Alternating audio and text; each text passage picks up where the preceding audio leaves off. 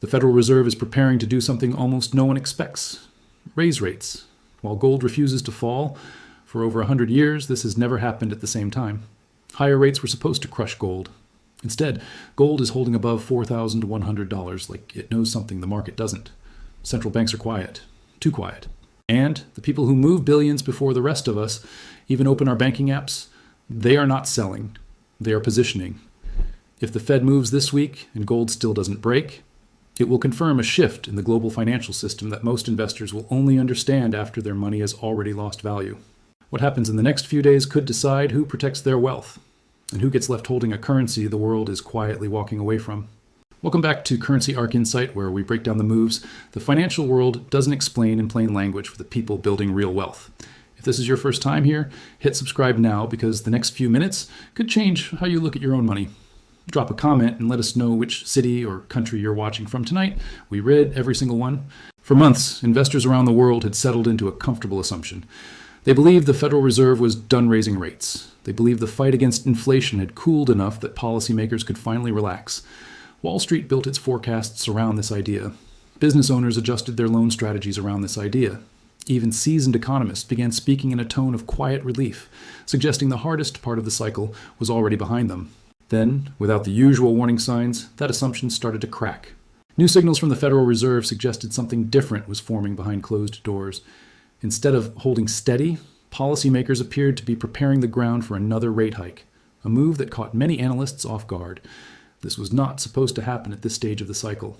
The playbook that investors had relied on for decades said higher rates should already be behind them, not ahead. What made this moment even stranger was not the possibility of a hike itself. It was what gold was doing while that possibility took shape. Under normal conditions, gold and rising interest rates do not get along. When borrowing costs increase, holding gold becomes less attractive because gold pays no interest of its own. Money tends to flow toward the dollar and toward interest-bearing assets instead. This relationship has held true for generations. It is one of the most repeated rules in financial textbooks, taught to nearly every economic student who has ever studied monetary policy. Yet gold was not behaving like the textbooks predicted. It was holding firmly above $4,100, refusing to give ground even as hike expectations grew louder. Traders who had shorted gold in anticipation of a pullback were instead watching the price hold its position with unusual stability.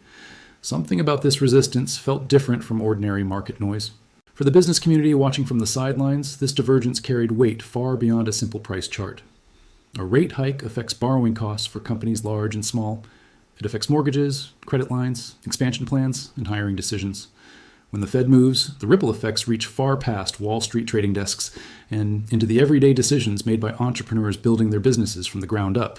But if gold was holding strong despite that same rate pressure, it suggested that a portion of the market no longer trusted the traditional relationship between rates and safe haven assets. It suggested that somewhere behind the scenes, large holders of capital were reading the situation differently than the average retail investor. This was the moment analysts began asking a harder question. Was this simply short-term noise, the kind of temporary disconnect that corrects itself within weeks? Or was this the first visible sign of a much larger shift, one where confidence in traditional monetary tools was quietly eroding among the very institutions responsible for managing global capital? History has shown that markets rarely break their own rules without a reason. When an asset refuses to follow its expected pattern, it often means new information has entered the system before the general public becomes aware of it. Big institutional players, central banks, and long-term capital allocators tend to move first. Retail investors typically learn about the shift only after the pattern has already changed. This is why the timing of this rate decision mattered so much. It was not simply about whether the Federal Reserve would raise rates by a quarter point. It was about whether that decision would finally break gold's resistance, or whether gold's refusal to fall would end up exposing cracks in the credibility of the rate hike itself. For those paying close attention, this was no longer just a routine economic update. It was the opening move in a much larger story, one where the outcome would determine how millions of investors, business owners, and everyday savers positioned themselves for what could come next. While retail investors debated whether the Federal Reserve would actually go through with another rate hike, a quieter story was unfolding far away from the headlines. It was not happening on trading floors filled with shouting brokers. It was happening inside vaults, inside quarterly reports, and inside the slow, deliberate purchases made by institutions that rarely explain themselves to the public. Central banks had been buying gold at a pace that surprised even the analysts who track this data for a living.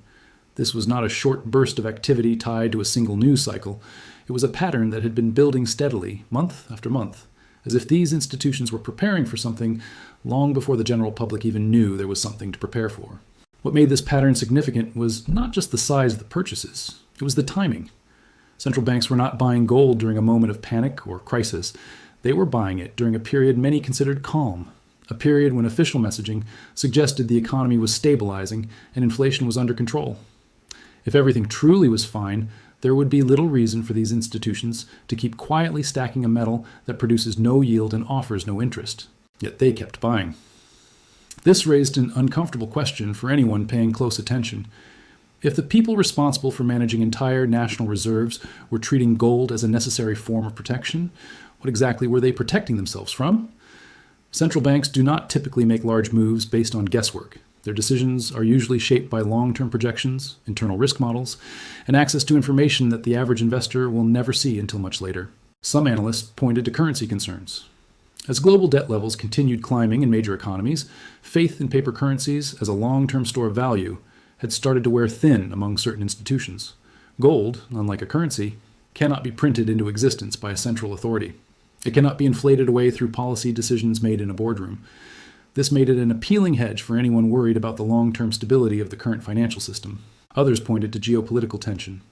Nations increasingly wary of relying on foreign currencies for their reserves had been diversifying into physical assets that could not be frozen, restricted, or devalued through political pressure. Gold offered a form of neutrality that a currency tied to any single government could never fully provide. Whatever the exact motivation, the accumulation itself told its own story. Large institutional buyers do not typically load up on an asset unless they expect its value to hold or increase over time. Their actions often speak louder than any public statement released by a central bank spokesperson. For business owners and entrepreneurs observing from a distance, this mattered more than it might first appear.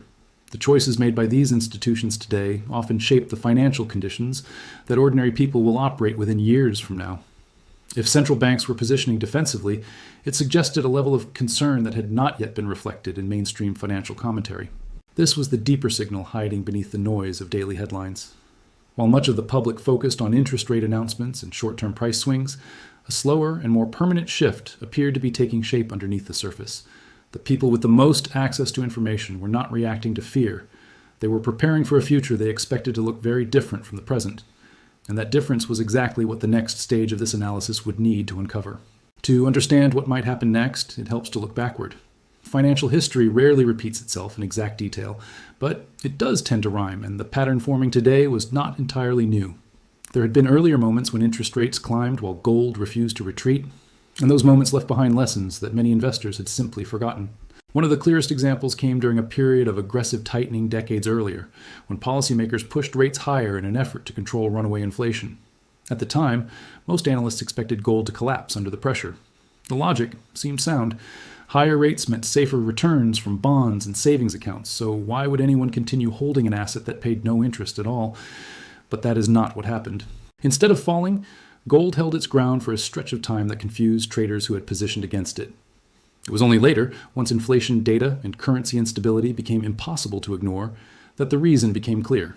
The market had been pricing in a loss of confidence long before the official numbers confirmed it. Gold was not behaving irrationally. It was simply ahead of the story that everyone else was still waiting to hear. This pattern repeated again during a separate period of currency stress when a major economy faced doubts about its long-term fiscal path. Rates rose in an attempt to defend the currency and restore investor confidence. Yet gold, rather than weakening, attracted steady demand from buyers who viewed it as protection against a system under strain. In both cases, the divergence between rates and gold was not random noise. It was an early warning sign that something deeper was shifting beneath the surface of the economy. What made these historical episodes so important was the outcome that followed. In each case, investors who dismissed gold's resistance as a temporary anomaly were caught off guard later, when the very conditions gold had been signaling finally became public knowledge. By the time the broader market accepted the truth, the price of protection had already increased significantly. Those who acted early secured stability at a lower cost. Those who waited paid a much steeper price for the same protection. This is the part of financial history that rarely gets discussed in mainstream coverage. Markets are not always efficient in real time. Sometimes an asset moves ahead of the headlines because a smaller group of highly informed participants already understands where the story is heading. Retail investors typically arrive at this understanding only after the shift has already been priced in by everyone else. Applying this lesson to the present moment raises a serious possibility. If gold's current resistance to rising rates followed the same pattern seen in previous cycles, it would suggest that a similar loss of confidence may be building beneath today's calm surface messaging. The parallels were not identical, but they were close enough to demand attention rather than dismissal. For entrepreneurs and business owners, this historical context served as more than an academic exercise. It offered a framework for interpreting present-day signals through the lens of what had actually happened before, rather than what conventional theory said should happen. Those who paid attention to these earlier divergences were better prepared when the wider financial system eventually caught up to reality. The question now was whether this current moment would follow the same script. If it did, the divergence between rates and gold was not a temporary glitch to be ignored. It was an early signal, quietly building toward a moment when the rest of the market would be forced to catch up all at once. Every piece of this story now leads to a single moment. The Federal Reserve's decision was no longer just a routine policy update buried in financial news cycles. It had become a test, one that would either confirm or deny everything the earlier signals had been pointing toward. If the Fed followed through and raised rates while gold still refused to fall below $4,100, it would not be a coincidence. It would be confirmation. Confirmation that the traditional relationship between interest rates and gold had weakened. Confirmation that the institutions quietly accumulating gold over recent months had correctly anticipated a shift most of the public had not yet noticed. Confirmation that history, once again, was repeating a pattern few people bothered to study closely enough to recognize in real time. For business owners and entrepreneurs, this was the moment where analysis needed to turn into action. Understanding a pattern is valuable, but only if that understanding leads to a decision made before the wider public catches up. History had already shown what happens to those who wait. By the time gold's resistance becomes common knowledge, the price of protecting one's wealth through that asset tends to rise sharply. Early positioning, not last-minute reaction, is what separates those who preserve their wealth from those who watch it erode. This did not mean panic, it meant preparation. The businesses and individuals who tend to come out ahead during periods of monetary uncertainty are rarely the ones making dramatic last-minute moves. They are the ones who studied the signals early, understood what central banks were doing with their own reserves, and adjusted their exposure accordingly, long before the headlines forced everyone else to react at once. There was also a broader lesson hiding inside this entire sequence of events. Confidence in a currency is not something that collapses overnight. It erodes slowly through a series of small signals that most people dismiss individually. A central bank buying more gold than usual, an asset refusing to follow its expected pattern, a policy decision that does not produce the market reaction textbooks would predict. On their own, each of these signals can be explained away. Together, they form a pattern that becomes difficult to ignore. This was the position the global financial system found itself in now. Rates were rising, or preparing to rise, at a moment when many assumed that phase of the cycle was already finished. Gold was holding firm at levels that should have made it vulnerable under standard theory. Central banks were accumulating rather than retreating. And the business community, the group most directly affected by the cost of borrowing and the stability of currency, was left to decide how seriously to take these warning signs. Those who chose to view this moment as an isolated news event risked being caught unprepared if the pattern continued to unfold the way history suggested it might. Those who understood the deeper context, the accumulation, the historical precedent, and the unusual resistance in price were in a stronger position to protect what they had built, regardless of which direction short-term headlines pointed next. In the end, this was not a story about a single interest rate decision. It was a story about how financial systems signal change long before official statements confirm it. It was about the gap between what central banks do quietly and what the public is told publicly. And it was about the cost of ignoring that gap until it becomes too large to reverse. The rate hike may come, gold may hold, or the entire pattern may shift again in ways no one currently expects. But one thing remains certain for those paying close attention. The decisions made in the coming weeks, both by policymakers and by the individuals watching them, will shape financial outcomes for a long time to come. And those who positioned early, based on evidence rather than headlines, will be the ones best prepared for whatever comes next.